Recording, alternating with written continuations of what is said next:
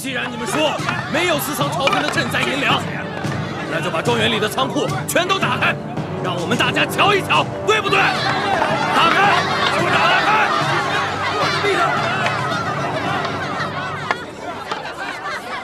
吵啊！再接着吵啊！这宅子是我裘贵的私产，你们想进去，凭什么呀？都是一群刁民！哼！你不敢给我们看，那就是心虚。让我们瞧瞧。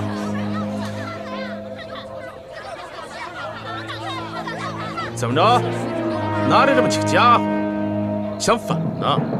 我告诉你们，根据大清的律例，私闯民宅就是强盗，我可以把你们一个一个全都给宰了，知道吗？哎，乡亲们，反正我们都快要饿死了。裘贵，你有种就把我们这些灾民全都杀了吧！杀了吧！杀了吧！干什么？干什么？后退！往前后退！住手！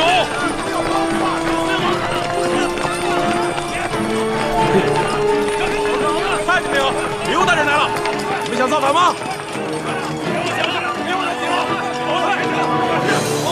别起来！起什么起？都吵什么？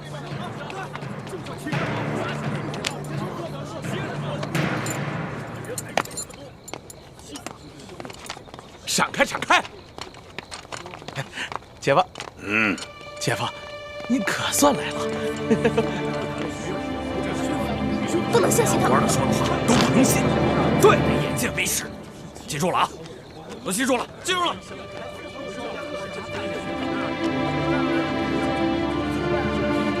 他来了，看他有什么要说的。看他怎么说。他带了这么多人，看他怎么说。看他有什么解释。各位父老乡亲，这么晚了，大家来到裘府门外，所为何事啊？刘德昭，你把朝廷拨下来的大批赈灾粮、赈灾银子，通通的转移到了你小舅子的庄园来了，却欺骗我们说朝廷赈灾不利。你这个欺君罔上的骗子！骗子！骗子！吵什么？都吵什么？给我闭嘴！骗子！相信你们的话！骗子！你这简直是在造谣！若是引起民变，你吃罪得起吗？你！哼！他说我们造谣，在你小舅子的庄园里睁着眼睛说瞎话，堆满了粮食和银子，这些全部都是我亲眼看见的。你胡说八道，哪只狗眼看见的？你亲眼看见的？他肯定不这位老者，难不成你开了天眼了？你可以隔墙视物，又难不成又在胡搅蛮缠？你这臂膀之上生了翅膀，可以飞越过这道院墙，到库中去查看？我跟你说，不要再造谣生事，否则本府即刻拿下。刘德昭，你少吓我！就在1个时辰前，有2个蒙面大侠，带着我们2个年长的灾民，翻过院墙，去庄园里的仓库看了看，里面的粮食堆积如山呐！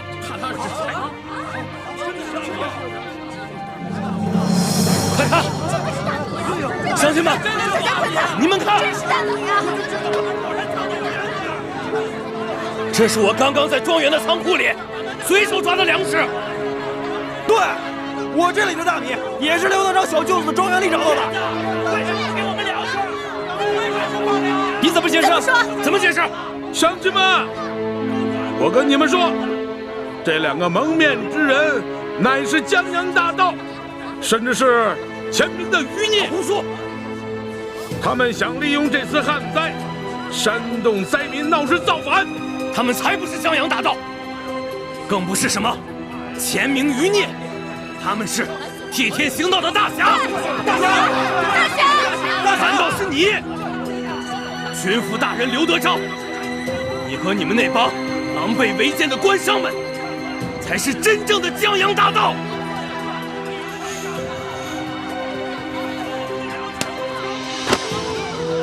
你们虽然吃着朝廷的俸禄，却上欺君下欺民，你们比那些前明余孽对大清的江山危害更大。对，祸国殃民。且夫，好，即使他这院中的仓库之中放着官银官粮，你怎么能说就是朝廷调拨的赈灾之粮呢？这个刘德昭，对呀，你们听着，我裘贵就是这太原府最大的粮商，我的仓库里有粮食，奇怪吗？那也是我花高价从别的地方买来的，与你们何干呀？花钱买来的。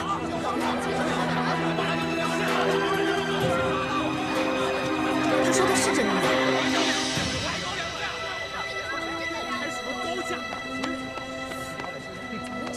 你说你这粮食是从外地运来的，那我问你，你是从何处贩来的？是从湖北。湖北。无米可销。刘大人不必管我是谁。如果你和你的小舅子真的问心无愧的话，不妨打开粮库，让我们大伙看看。对啊，顺便把你们进货的账本都交出来，让我们一一核对。对，打开仓库，打开仓库，交出账本，交出账本。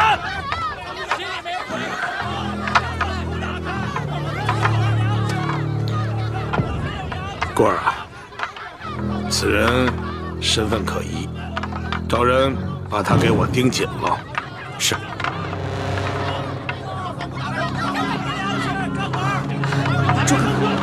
打开仓库，交出账本。他们要抓你。你放心吧，以我的功夫，他们根本奈何不了我。武林高手就是任性哦。乡亲们，乡亲们，乡亲们，除了粮食，我们还在庄园的一处银库里发现了几十箱白花花的银子。大家看，看，刘大人，我看你和你的小舅子如何解释？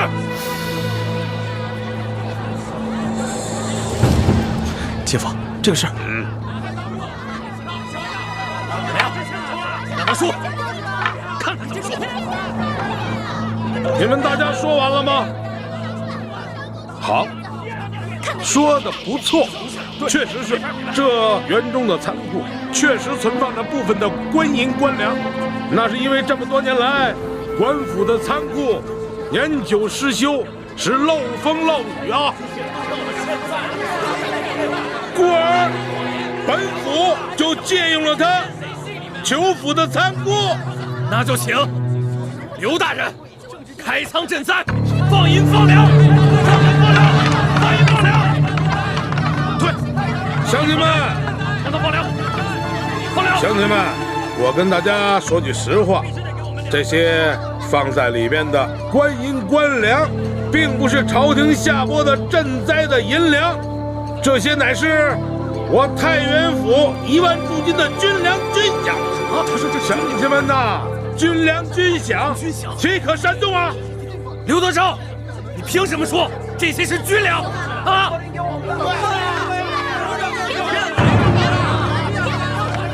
我刘德昭乃是山西的巡抚兼兵部侍郎，这山西的军政要务都由我来监管。这些银两的性质，难道我还不知道吗？我告诉你，你休要再次胡闹，再要胡闹，那就是造反！造反！来人呐，在！将这几个带头闹事的人给我抓起来！是。这个就是带头的，凭什么抓？凭什么抓我们？你凭什么抓我们？请把人拿走，大人保护主子。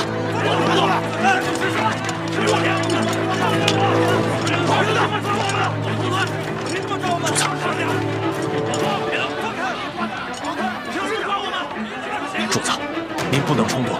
刚才探子来报，刘德昭调了一队地方兵来保护他自己的庄园，我怕他狗急跳墙，对主子您不利啊。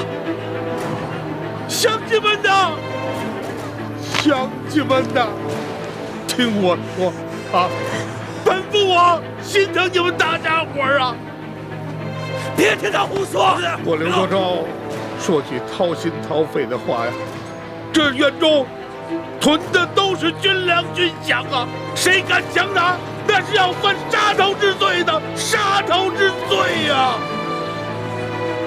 方才逃走的那几个人，他们乃是前明的余孽，他们是想利用这次旱灾，想借此让大家闹事，那是忤逆不当，那是要造反。本府只追究这几个带头之人的罪责，其余之人如果在片刻之间离开此处，本官既往不咎。如果说还不离开的话，那本府就把他视同前明余孽，格杀无论。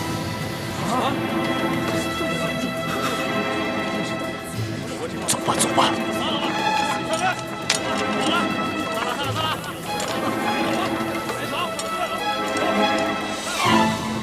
哎呦，姐夫，今儿亏的是你来了，你要不来，我太闲了我。不是你说你这小子，你说你怎么就这么没用呢？啊，孟护卫说了多少回了，你这庄园之内的机关只能对付一般的盗匪，对些高手那是形同虚设呀。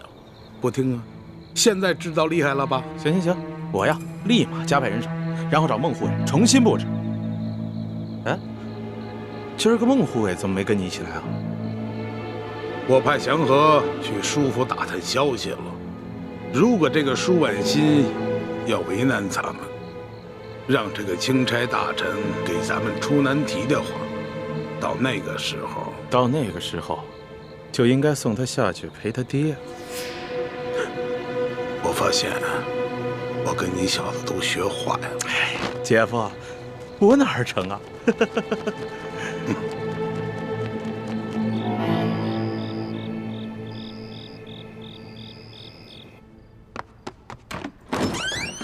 师傅，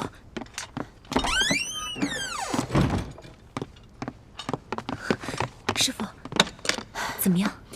不太顺利。没想到裘贵名下的产业那么多，我好不容易才查出来，舒婉心被关的地方。本想着天黑了再把她给救出来，可是没想到在天黑之前，他们就把舒婉心给转移了，害我扑了个空。把她转到哪里去了？听说是准备送给巡抚大人尝鲜啊，现在应该在巡抚大人的府上。可是我不知道巡抚大人府上的地形和位置，所以就先来找你。他们把舒婉心交给了刘德昭，难道舒婉心没有说出自己的真实身份吗？应该没有。估计舒婉心知道刘德昭和他父亲舒建是死敌，所以并没有说出自己的真实身份。如果刘德昭见到了舒婉心，会不会认出她就是舒建的女儿？应该不会。像这种官宦家的小姐，平常是不会抛头露面的，更不会让刘德昭死对头看到她。那就好。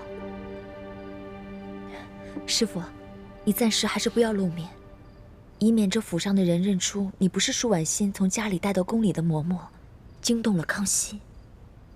我明白，我现在就走。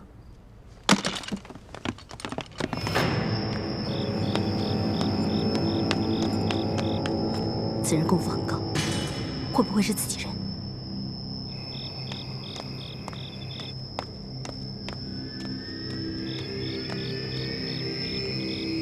姑姑，师傅，这不是我们的接头暗号。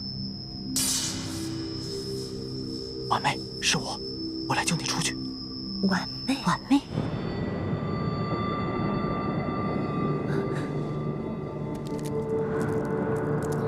是这样，怎么办？我对舒婉心这个情人一无所知，如果见面可能会露馅儿。那就先别出声，静观其变。婉妹，你怎么不说话？是我呀，我知道你在里面。婉妹，我知道你爹刚刚走，你现在心里一定很难过。你不光恨刘德昭，你也一定恨我。恨我助纣为虐，没能救你爹。是我对不起你。但是婉妹，害死你爹爹的是吴三桂，真的跟刘大人没有关系。哦，师傅，我知道他是谁了。谁？刘德昭的护卫孟祥和。他今天曾随着山西的地方官员来府上吊唁。刘大人因一直在忙着处理政务，无暇亲自前来祭奠，故先派了我等前来吊唁，并向娘娘请安。没想到，舒婉心的情人，居然是他爹死对头的贴身护卫。婉妹，你现在赶紧出来跟我走，等到了安全的地方，我再慢慢跟你解释。婉妹，你要再不出来，就说我冒昧闯进来了。哎，你不能进来。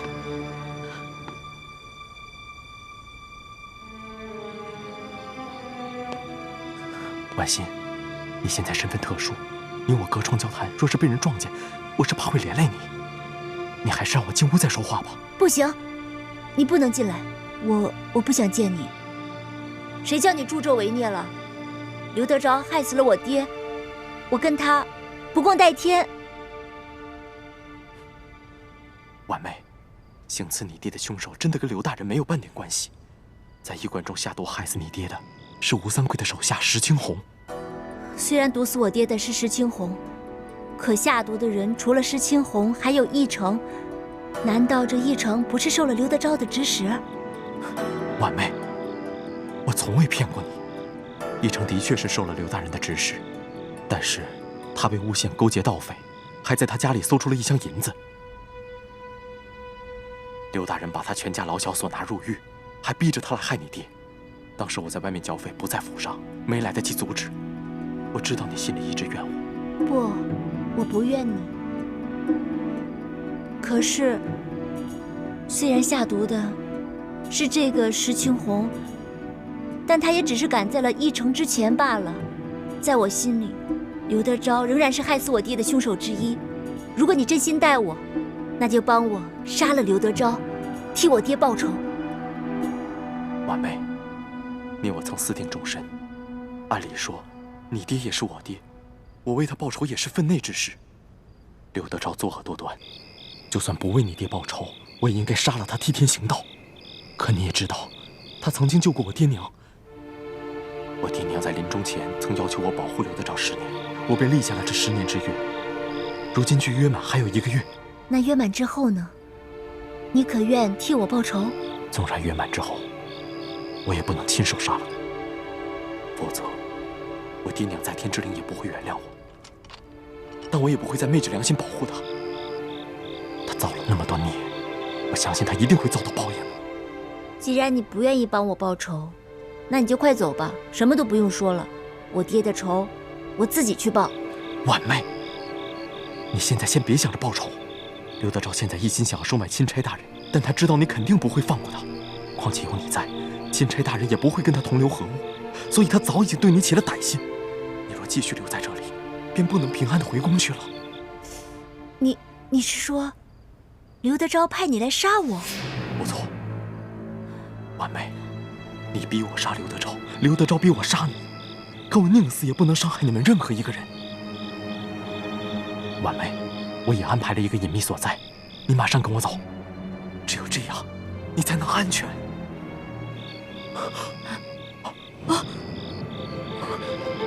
来人！别叫！别叫！哎呀，奶娘，是我。孟祥和，是你？你怎么还敢来呀？小姐现在已经是皇上的嫔妃了，万一被钦差大人撞见，那可如何得了啊？原来，这黑衣人竟然是丽嫔在宫外的老相好。奶娘，你不用担心，我找婉心说几句话就走。你和小姐还有什么话可说的？你要是真心为小姐好，就不要再来找她了。你知不知道，小姐现在不仅是封了正3品的丽嫔，还已经怀了龙胎了。你说什么？婉妹她已经……丽嫔怀了龙种了，我怎么不知道？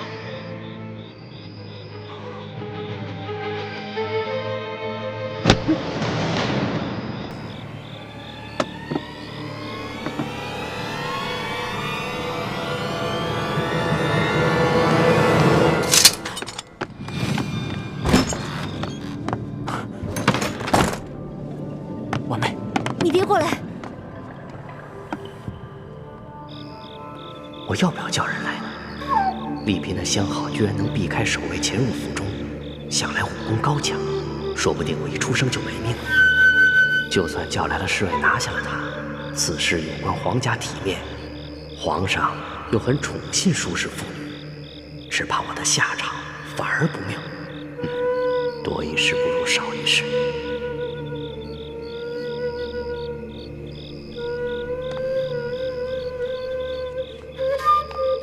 原来你根本不是因为你爹爹的死不能原谅我，原来你早就背弃了我们的誓言。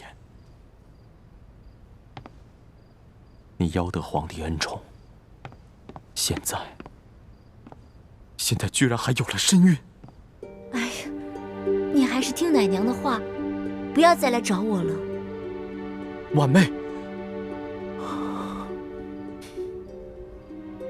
你变了，你曾说过，你宁死都不做皇帝的女人。你说你会千方百计逃回来找我。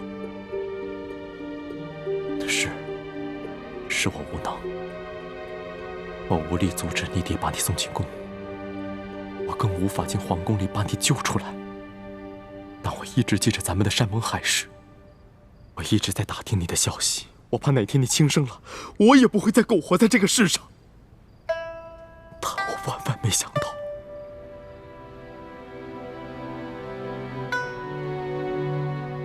孟哥哥，你还是快走吧，趁没有人发现我们，不然对你对我都不好。我不怕被别人发现，如果真发现，我便认了行刺嫔妃的罪名，然后我供出刘德昭，也算是替你报仇了。我与刘德昭一起上刑场，也就一了百了了。你何苦如此啊？你快走吧，趁现在还没有人发现。你是在担心我，还是在担心你自己？你是不是怕被人发现了，你会失去皇帝对你的宠爱？你现在贵为娘娘，安享富贵荣华。婉妹，我不相信你会因为这些变成一个无情无义的人。你不要！你喜欢那种囚鸟一般的生活吗？婉妹，跟我走，我早就找好了一个隐居的好地方，你一定会喜欢的，相信我，你相信我，婉妹。哎，你不要逼我，我都是为了你好，你别再逼我了。婉妹，我没有逼你，但是你必须要跟我走，你再留在这儿，你就是死路一条。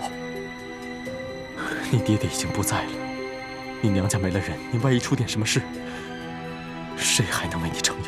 就算我保护你逃过了刘德昭的暗杀，可你有没有想过，等你回到宫里，你斗得过后宫那些狠毒的女人吗？我不要你管。婉妹，你跟我走。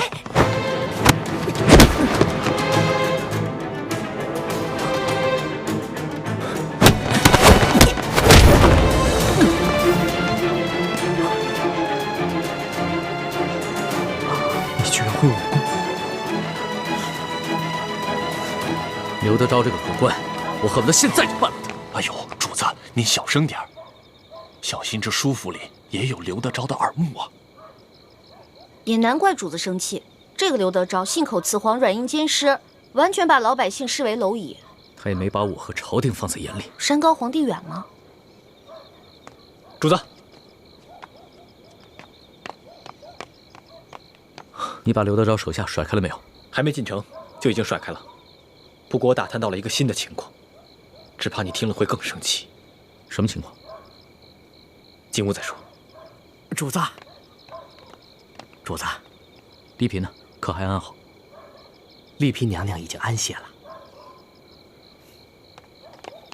请。你不是婉妹，你到底是什么人？你把婉妹怎么样了？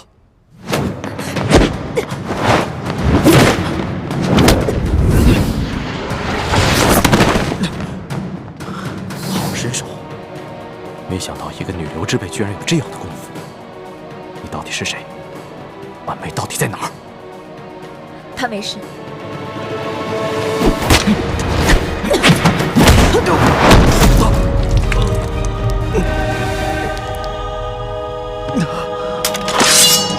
师傅，手下留情，走开！他已经识破了你的身份，留不得活口。师傅，此人与我们无冤无仇，又是个重信义又痴情的好男儿，饶他一命吧。糊涂！如果放他走，你我的身份会暴露的。不会的，你给我一点时间，我跟他好好谈一谈，我能说服他。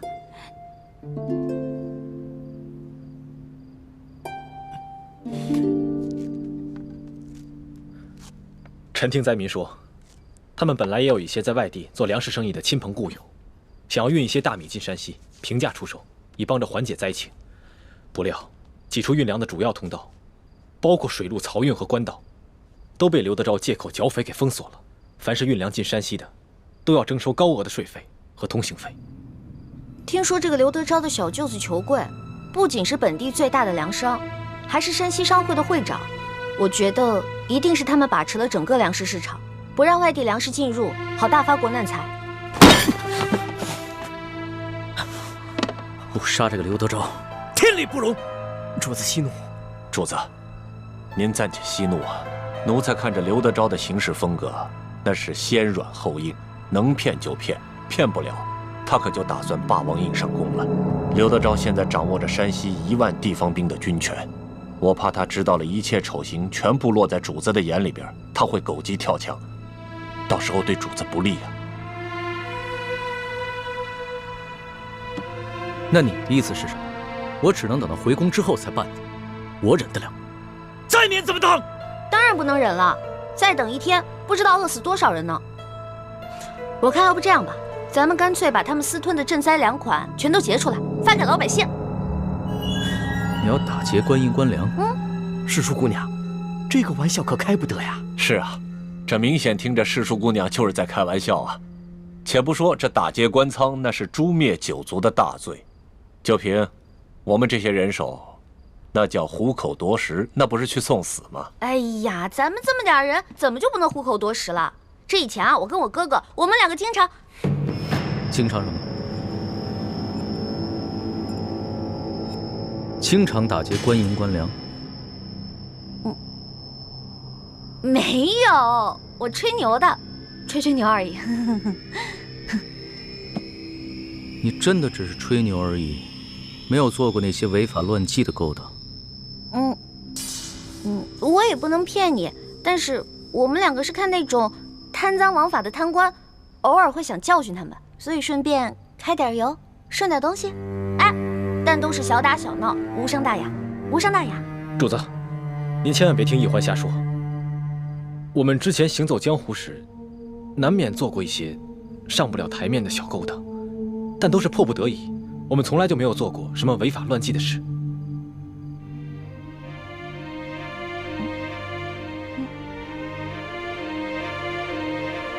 孬小弟，你干嘛一直这样看着我呀？你这样看得我心里都发毛了。教训的好，我要是你哥哥，要是有你哥哥这么高的本事，遇到了刘德昭这种狗官，我也不会放过他。啊，你吓死我了！不过龙小弟，这事儿你真要追究责任，还不是因为你没管好你底下的官，让他们喝老百姓的血，吃老百姓的肉，逼得老百姓不得不铤而走险。欢妹，就算这不是在宫里，当着主子的面，说话也不能口无遮拦。叶欢说的对，官逼民反，都是朝廷的罪过。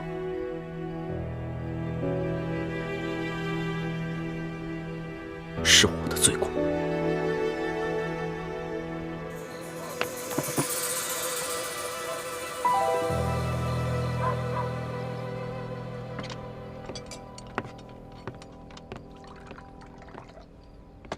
孟大哥，先喝点水。你放心，舒婉欣没有死。我叫雪倾城，是舒婉欣的好姐妹。因为他要回太原找你，所以我才找名医易容成他的样子，顶替他入宫。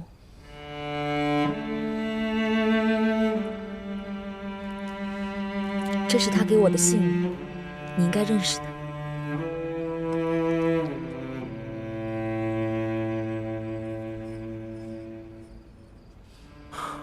那婉妹现在在哪？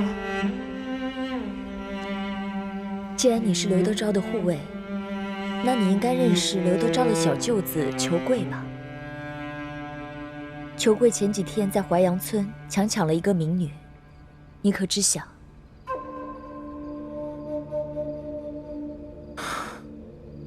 刘大人和他那些亲友们所干的那些勾当，我既无力阻止，就索性装聋作哑，从不过问。那你可就险些犯下大错了。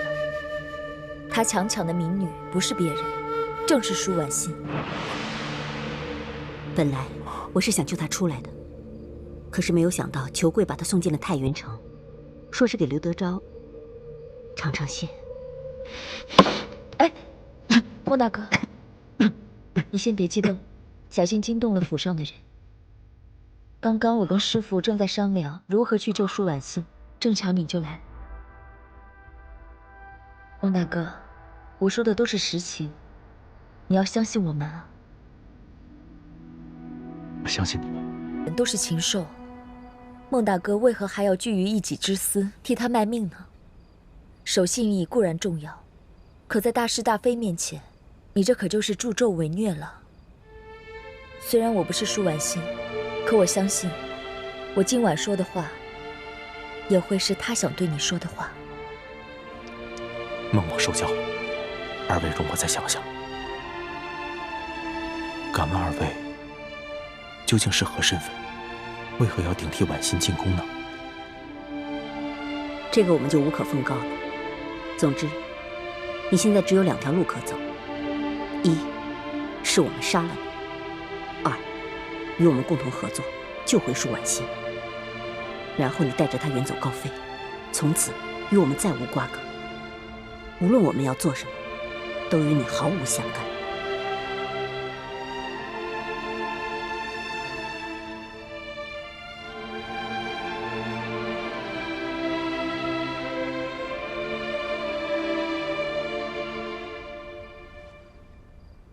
索图，在。离山西最近的8旗亲军在哪儿？主子的意思是，我可以忍，但救灾之事不能等。我要尽快办了刘德昭，赈济灾民。主子，在咱们出京之时，太皇太后曾经悄悄地吩咐过奴才，说若路途当中遇到什么意外，可以去山西和直隶交界处，去调御八赞统领的一队清军。这队清军驻有3万人，而且装备精良，兵士也全是咱们8旗子弟。好，那你带上我的金牌，带上几个侍卫，天一亮就出发。我留在这儿，继续和刘德昭周旋。待御八赞亲军一到，我就把刘德昭就地正法。可是，皇上，怎么了？奴才此去调兵，最快也得10日。出门的时候，太皇太后一再交代，让奴才寸步不离地保护主子。若你不亲自去，就算有我的令牌，也难以调动御八赞的亲军。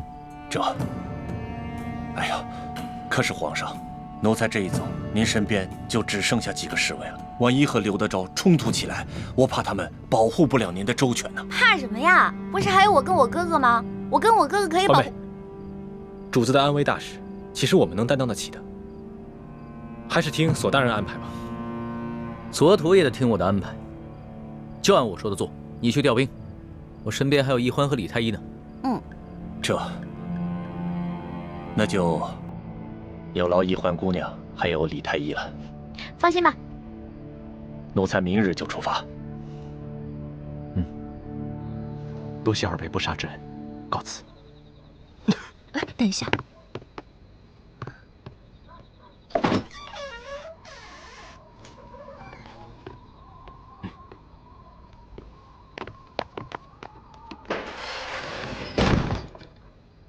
师傅，廷成，你觉得这个人可靠吗？这个人，只因为父母生前受过刘德昭的恩惠，又在父母临死前答应过父母要保护刘德昭10年，哪怕此后目睹了刘德昭的种种恶行，内心饱受煎熬，却依然信守承诺，如此重信义之人，值得信任。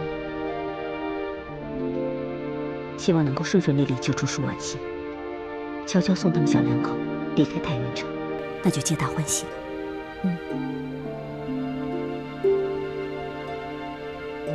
倾城，奶娘为何说起你已经怀有龙种了？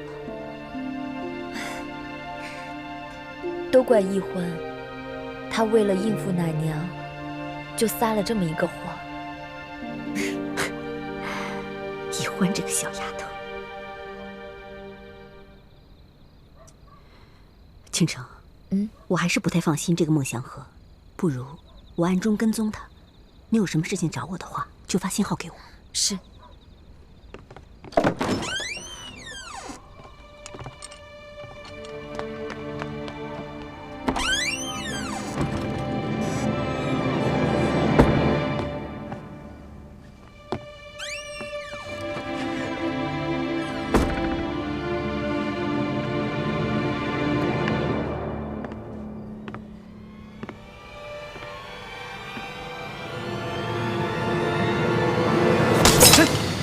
皇上，是我。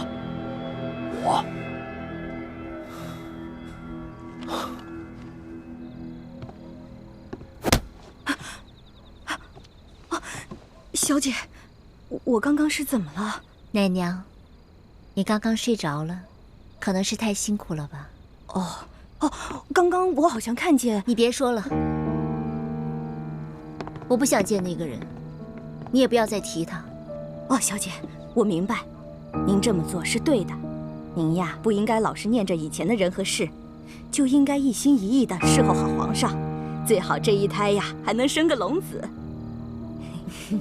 对了，小姐，我给你熬了鸡汤补补身子，我给你盛去。哎。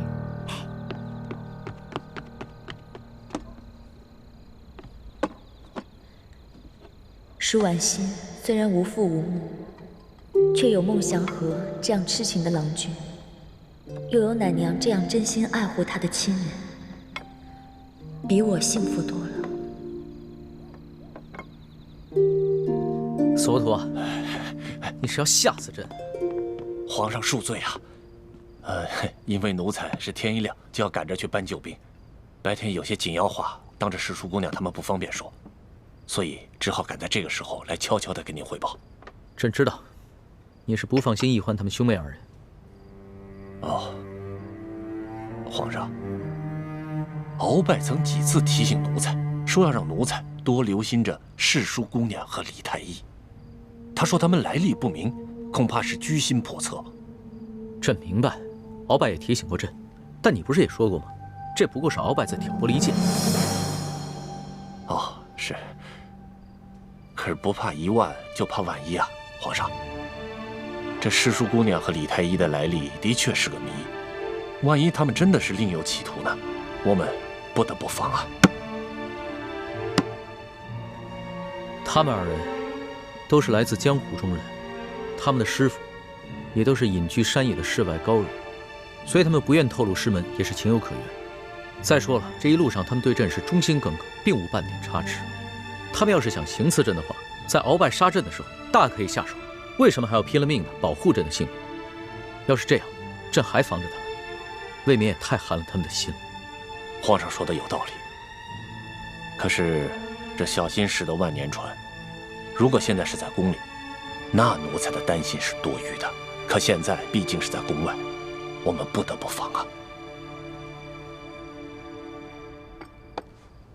皇上，您别忘了，他们俩来历不明啊。朕知道，你担心他们是反清复明联盟的奸细。说实话，朕也有那么一点点担心。但是朕想过了，他们兄妹俩如果真的是奸细，这一路上已经有太多行刺朕的机会。可为什么他们都放弃？这说明他们有比杀朕更大的图谋。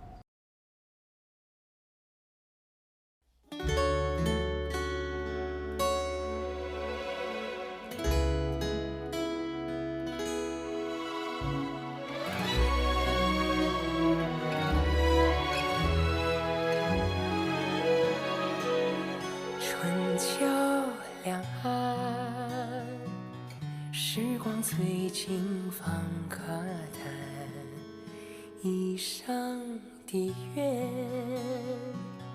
将心留于人世间，受我乾坤。